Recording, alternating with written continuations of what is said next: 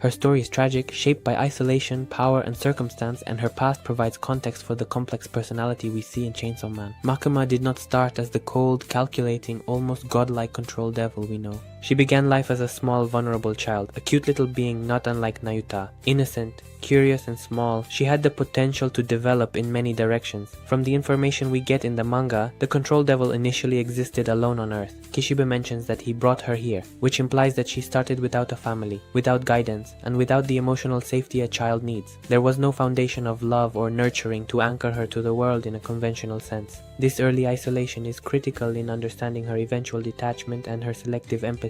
She never learned to rely on or trust others in the way a human child normally would. Nayuta serves as a mirror of what Makima might have been.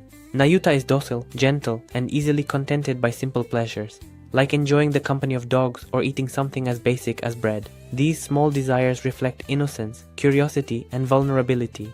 In contrast, Makima, though she retains some fundamental human impulses, was shaped differently. Without early human connection or guidance, her powers and intellect developed in isolation. Her potential was recognized and cultivated, but emotional bonding and empathy were likely neglected, leaving her with extraordinary ability, but a fundamentally distorted approach to relationships and morality. Makima's tragedy is therefore twofold. She was abandoned in her formative years, and she gained power at a rate that isolated her even further from ordinary humans. Her extraordinary abilities, her immortality, and her intelligence set her apart, but they also created a lonely existence in which she could no longer relate to others as equals. The people she might have cared for either perished or could not match her, and as she grew in power, the gap widened. Her capacity for relationships remained, but it was filtered through control, calculation, and strategy. Human impulses twisted by circumstance. Even as she became powerful, Makima never lost the traces of what made her human: curiosity, desire for connection, and recognition of value in others, even if expressed peculiarly. Her intelligence and ability to plan are tempered by the awareness of her own isolation.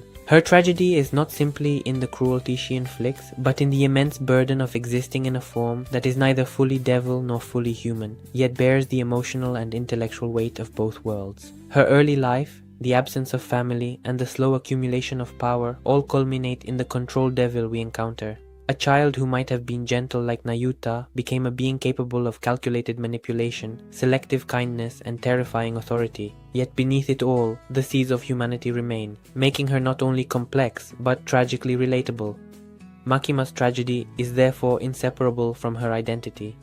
It is a story of loneliness, of being apart from peers, of having desires and understanding unmatched by anyone around her. It is a reminder that power and intelligence without connection can lead to a life of controlled detachment, where even kindness and care are filtered through strategy. In this, she is human, deeply, frighteningly